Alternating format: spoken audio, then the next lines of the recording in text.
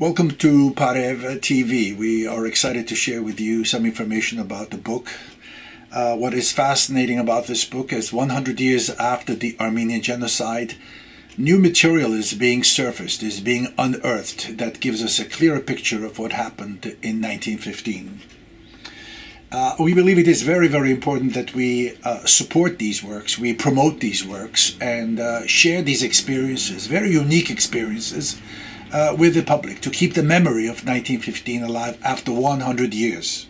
On Sunday, January the 31st, 2016, the Armenian Radio Hour of New Jersey had a live phone interview with Dawn Anahid MacKeen, who is the author of the book, The 100-Year Walk. A very interesting book about the memoirs of her grandpa as he walked from Adabazar, his hometown, to Deir Zor, which is a distance of over 1,600 kilometers. What Dawn did, she juxtaposed her grandfather's 1,600-kilometer death march from Adabazar to Deir Zor and her own experiences in traveling to Turkey in search of a more comprehensive and personal understanding of what her grandfather went through. At one point in the book, Stefan Mkhjan is being asked by relatives the very simple question, should we forgive the Turks? Stefan Mkhjan said nothing. He just remained silent. The question is, how would we respond to the question, should we forgive the Turks? After 100 years, it is very clear that the Armenian people have nothing against the Turkish people, the ordinary citizens, the intellectuals. And our issue, after 100 years, is with the forces, the governmental forces that continue to deny the Armenian genocide of 1915. We now go to the interview we had with Dawn Anahid MacKeen, and the first question was, why did she decide the book and what is the book all about?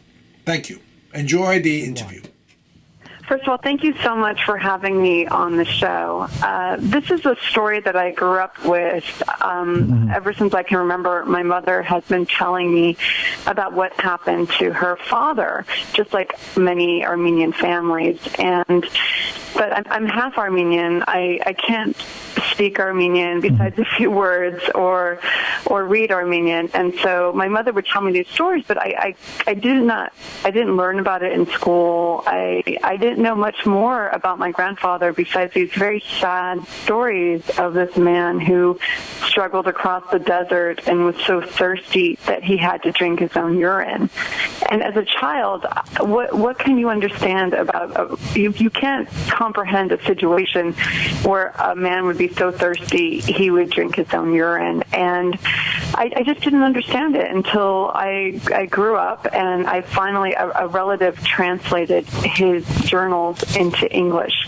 And I'm a reporter, and I read his account. I'll never forget the first time I read his account, when he could tell me in his own words, even though he was long gone, his words lived on, and he told me what he endured, and I could not believe it. As I turned the pages of his journals, I could not believe this endangered protagonist was my own grandfather, and that with every situation that he faced, if he did not get out of that, my whole family wouldn't exist. And it was a powerful moment for me, and I was working at Newsday in New York at the time as an investigative reporter, and I had just finished a very long investigation into assisted living facilities, and our investigation ended up changing state law in New York.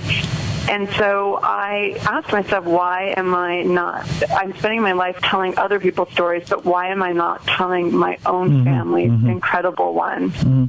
Dawn, you, throughout the book, you alternate between your grandpa's experience and you decided to travel to Turkey, to Syria, to Raqqa. Later on, I may ask you about Raqqa, which is in the news. You did not know Armenian, you did not know Turkish, you did not know Arabic. Tell me what was the difficulty in translating, and what else can you tell us about this fascinating book? Yes, it was very difficult to do this research into my grandfather's story. I first, when I should back up. We had two of my grandfather's notebooks had been published in the 60s. So that's what I began with, and I could finally read. While I was looking into my grandfather's story, we found two more of my grandfather's notebooks. And so we did not know. My mother can speak Armenian, but she can't really read it very well. So we started going around to all of her different friends' homes, and in the Armenian community in Los Angeles, and we finally could understand what he wrote. He wrote his whole story, and so once I had an idea of what was in his journals, I had them professionally translated, and then I also wanted to expand his account. So as a reporter, I went through and I documented exactly where he went. From Turkey to Syria, what camps did he go through? Who were the people in his caravans? I wrote down all their names, and I took out ads in Armenian newspapers. I went through old newspapers of my grandfather's town of Adabazar, and went through, with the help of people translating, went through all the different articles from 1910, 1911, and so I could understand the life that my grandfather lost and the other Armenians, and also read different memoirs written by other people from his town, and to expand my grandfather's account. When you speak about Grandpa's account, every chapter you left us dangling and wanted to know what is next chapter to do with your grandpa's survival. And each chapter was really miraculous. And I really, the only time people will understand what we're talking is if they read the book, and I hope they will buy the book, The 100-Year Walk, and also understand the experiences, the suffering, the misery, the loneliness, the dirt, the hunger. It goes on and on. I'd like to jump into one question which has been bothering me. On page 292, there is a line, there's a question asked to you, Grandpa. I think it is your mom who asked him. And the very simple question, she said, Baba, should we forgive the Turks? I think I brought this to your attention. Should we forgive the Turks? And what was interesting, and I was trying to read, what is he going to say? Let's kill them, let's massacre them, let's... And the response was, he never said anything. Tell us more about this phrase. Yes, I know. When you read about what my grandfather went through and what he endured, and just seeing so many people killed beside him, and he narrowly escaped, you would think that he would have readily said, no, we should not. And he didn't. He didn't say that. And I think if you know something more about my grandfather, he was a very forgiving man, and he, at one point in his experience during the genocide, he was protected by this Arab sheikh after he escaped from the massacres, and he was in eastern Syria, and this Arab sheikh took him in, and at one point these gendarmes they rounded him up again, and they were taking him back to Deir Zor, and this sheikh had been protecting him, and they shouldn't have rounded him up, and so it's kind of a long story, but my grandfather had the opportunity to punish these gendarmes for rounding him up against the sheikh's wishes. And my grandfather, instead of sending them to their deaths or whatever, he forgave them. And so he saw their look on their face when they were facing death, and he did not want more death. So I thought that says a lot about my grandfather's character. But that said, he didn't say yes either, because he had witnessed so much that it was too much for him to say at that time. But my mother takes a lot of comfort that he did not say outright, no, we should not forgive them. And it's now been, several generations. And in that place, in that silence, my mother has found her place to heal. She thinks he was also remembering about the gendarmes.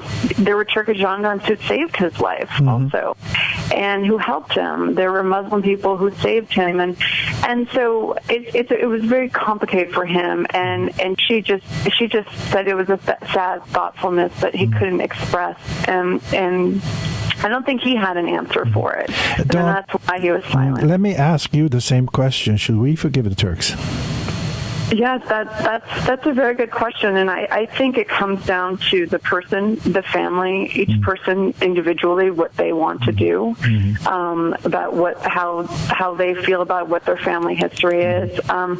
For me personally, and my mother, it's basically what she said, and I wrote at the end of the book, which is about she hopes that there's a complete understanding of what happened and forgiveness. And I feel that way too. For me, the answer is educating Turkish people about what happened and forgiveness. And I think it comes down to a very personal decision for each family. That's how we feel. As you mentioned, there were some people who saved your grandpa. There was a soldier. There was the sheikh you just mentioned. And the story of the sheikh was fascinating to me, is because at one point in the story, you come to Syria or Raqqa or whatever it was, and you are faced with two sheikhs with the same name. And I think it was your grandpa who just added in his memoirs the name of the brother of one of the sheikhs as Ali, and that's how the mystery was solved. Yes. You forgot the book too. But it's just fascinating about the details one would like to see in these memoirs, and sometimes one word can help solve the puzzle. What was the reception like in Raqqa, and what are your thoughts when you hear what is happening in Raqqa today?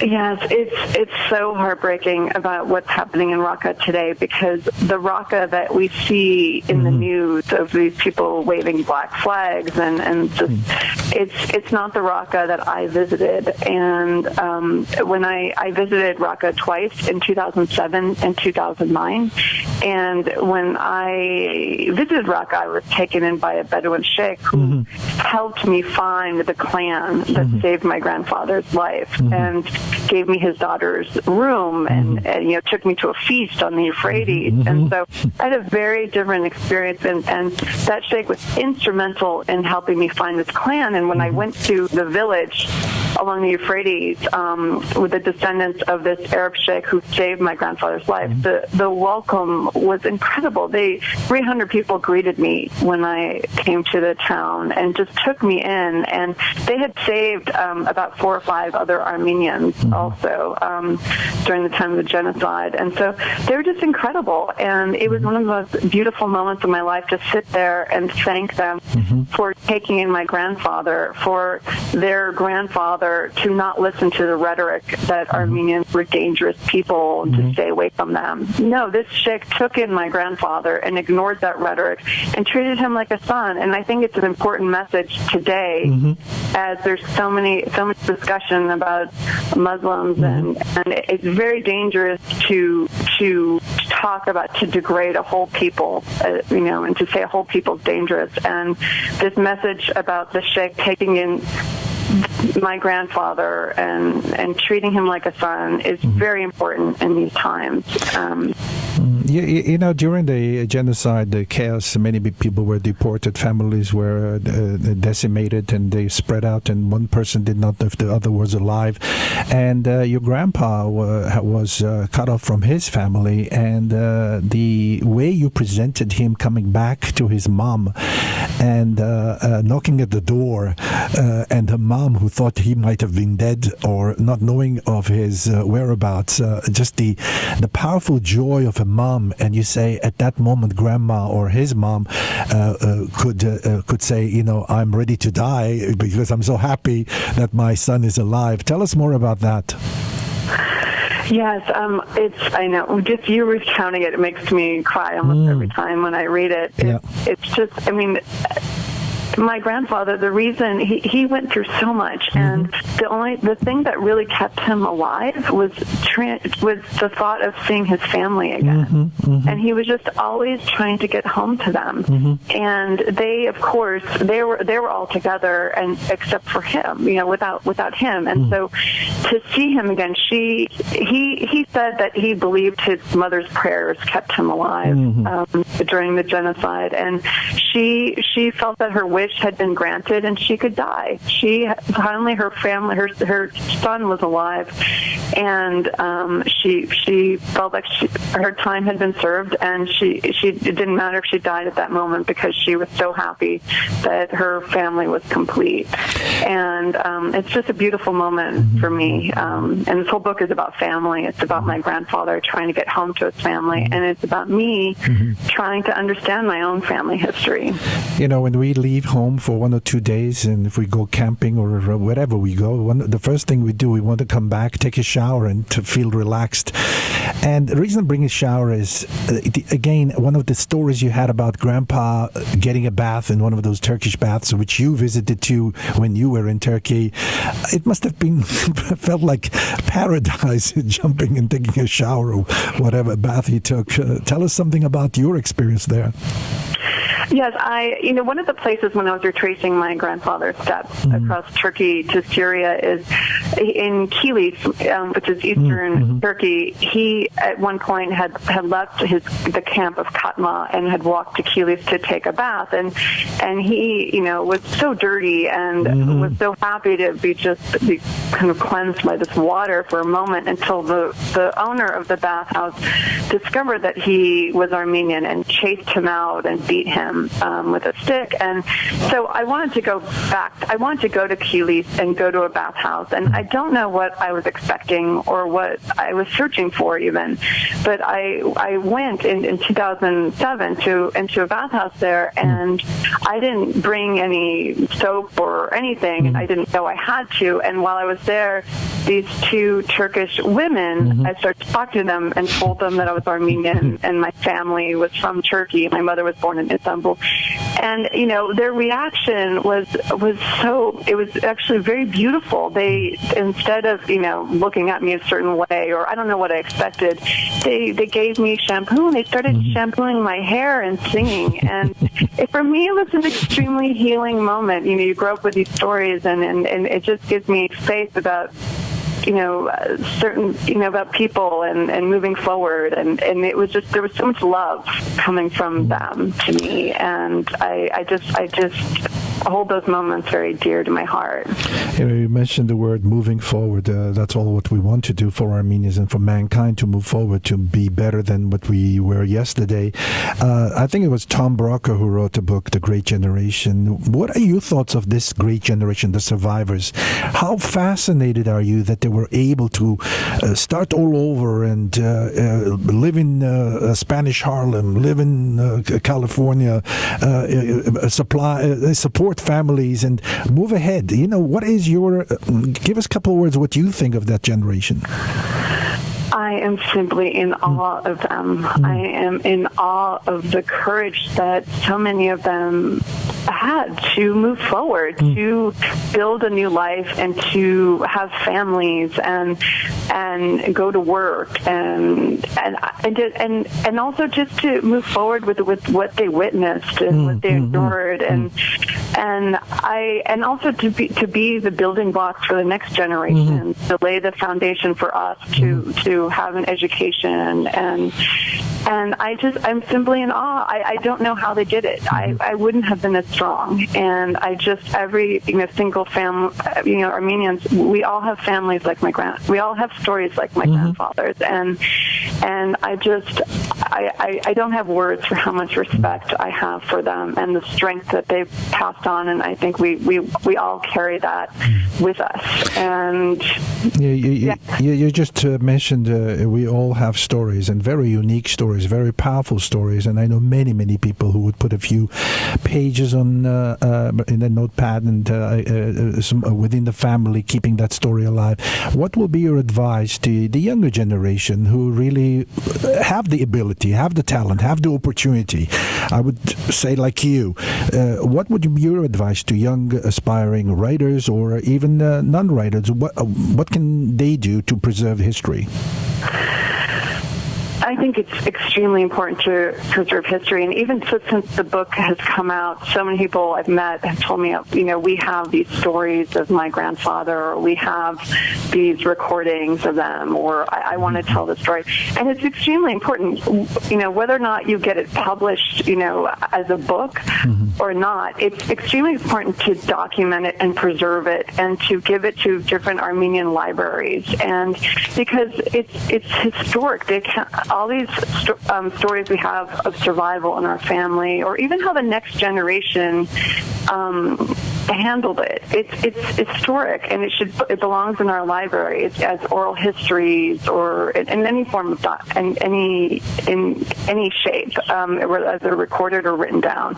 And it's our history, and it's important for us to remember what happened in our families and to tell the next generation.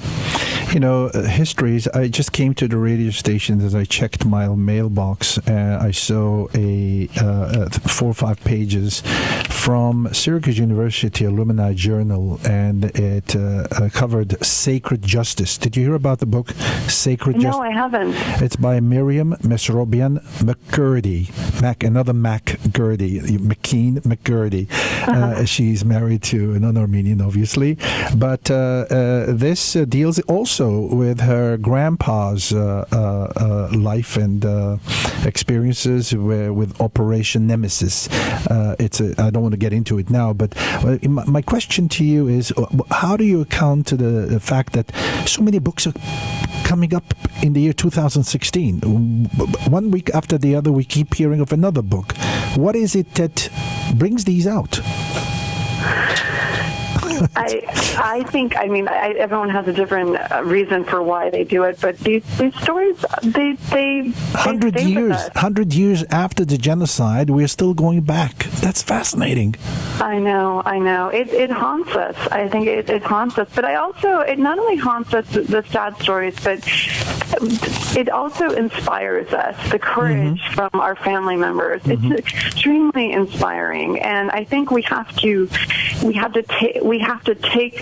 continue to be inspired by our family stories and learn from the way that our family members, stood up again and rose and carried on. And that's the part of my grandfather's story that stays with me every day. We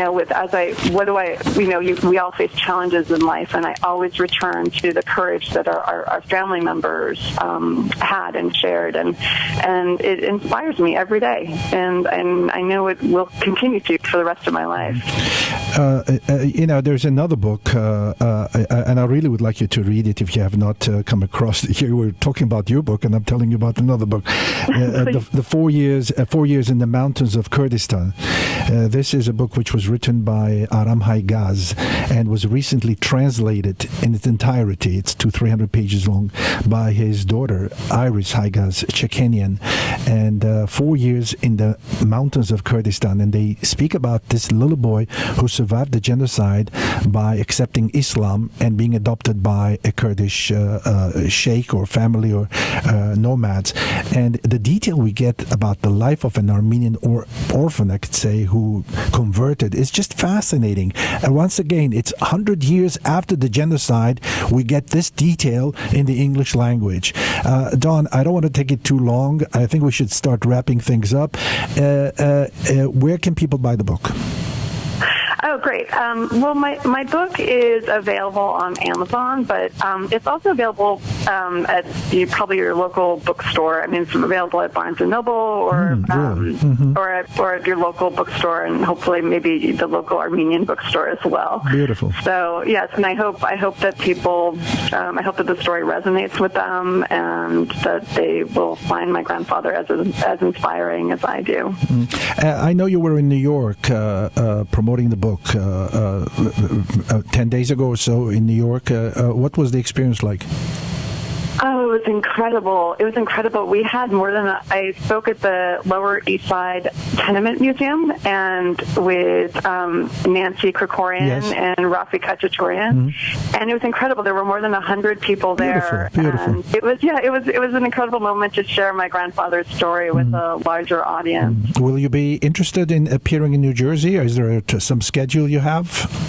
I would love to come to New Jersey. Okay. I don't have any plans right now, but I would. It would be a wonderful opportunity. Yeah. We have a community center where they promote books and have nights with authors. I think it will be very, very interesting to have you. People hear you, see you, and why not buy the book and read the book and be enlightened. Is there anything else in closing, Dawn?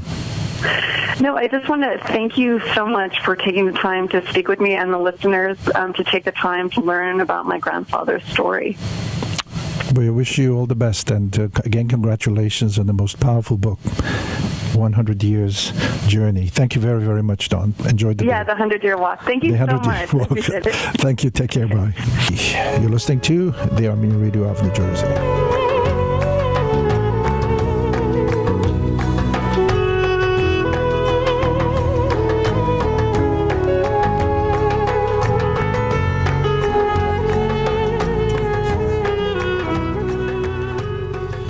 Այստեղ շրջապատված եմ